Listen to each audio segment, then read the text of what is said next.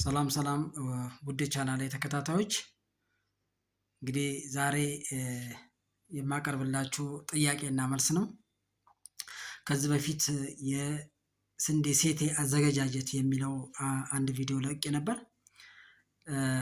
እሱ ላይ ምናልባት ያልገባችሁ ካላችሁ ኦር ደግሞ ምን ያህል ተረድተናል የሚለውን ከግንዛቤ ውስጥ ለማስገባት 5 ጥያቄዎች እዛ ላይ የሚያጠነጥን የሴቴ ዝግጅት ላይ የሚያጠነጥን ጥያቄ አቅርቤያለሁ።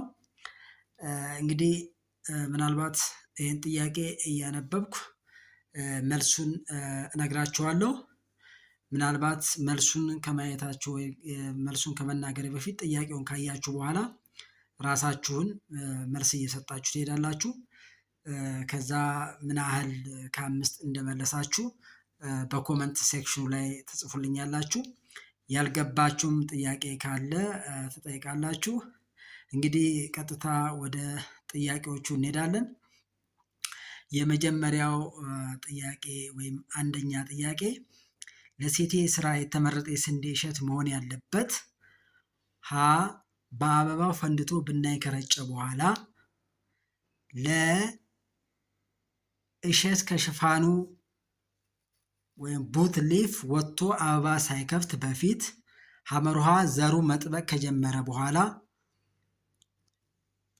መ ተክሉ ገና ማብቀል ሲጀምር። መልሱን ከመናገር በፊት መልሳችሁን ተዘጋጁ፣ ወዲያው መልሳችሁን ያዙ። የዚህኛው መልስ የሚሆነው ለእሸቱ ከሽፋን ወጥቶ አበባ ሳይከፍት ያላችሁ ትክክል ነው። ቀጥታ ወደ ሁለተኛው ጥያቄ እንሄዳለን። ሁለተኛው ጥያቄ በሴቴ ወይም ኢማስኩሌሽን ወቅት የምናስወግዳቸው የወንድ ዘር ፍሬ ማመንጫ ወይም አንተርስ ብዛት ስንት ነው? ሀ 1፣ ለ 2፣ ሐመሩሃ 3፣ መ 5። መልሱ 3 ወይም ሐመሩሃ ያላችሁ ትክክል ናችሁ። ሶስተኛው ጥያቄ የአበባ ብናኝ ለማድረስ ወይም ፖሊኔሽን ሴቷ ከተሰራች በኋላ ምን ያህል ጊዜ መጠበቅ ይመከራል?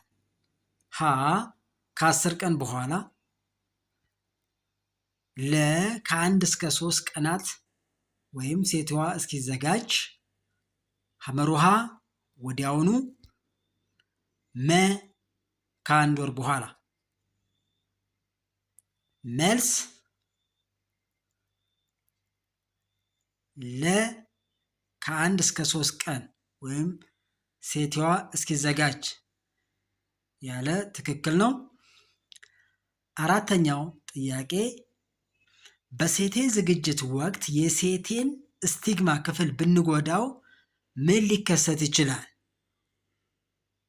ሀ ተክሉ በፍጥነት ያድጋል፣ ለ ዘር አይዝም ወይም ፈርቲላይዜሽን አይካሄድም፣ ሐመሩሃ ተክሉ ወደ ሌላ ቀለም ይለወጣል፣ መ ምንም ለውጥ አያመጣም። አራተኛው ጥያቄ መልሱ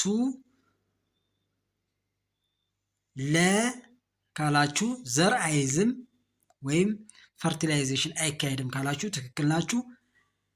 ለዛሬው ጥያቄና መልስ የመጨረሻው ወይም 5ኛው በሴትዋ ላይ የሚለጠፈው መለያ ወይም ሌብል በዋናነት ምን መያዝ አለበት? ሀ የዝርያውን ስም፣ የሰራው ሰው እና ቀኑን፣ ለ የአካባቢው አየር ሁኔታ፣ ሐመሩሃ የተክሉን ቀለም፣ መ የተክሉን ቁመት። የመጨረሻው ጥያቄ መልስ ሀ ያላችሁ ትክክል ነው። ማለትም የዝርያው ስም፣ የሰራውን ሰው ስምና ቀኑን። ውድ የቻናል ተከታታዮች የዛሬው ጥያቄ ይሄን ይመስላል። ጠቃሚ መረጃዎች እንዲደርሳችሁ ይህንን ቻናል ሰብስክራይብ ብታደርጉ ታተርፉበታላችሁ። አመሰግናለሁ።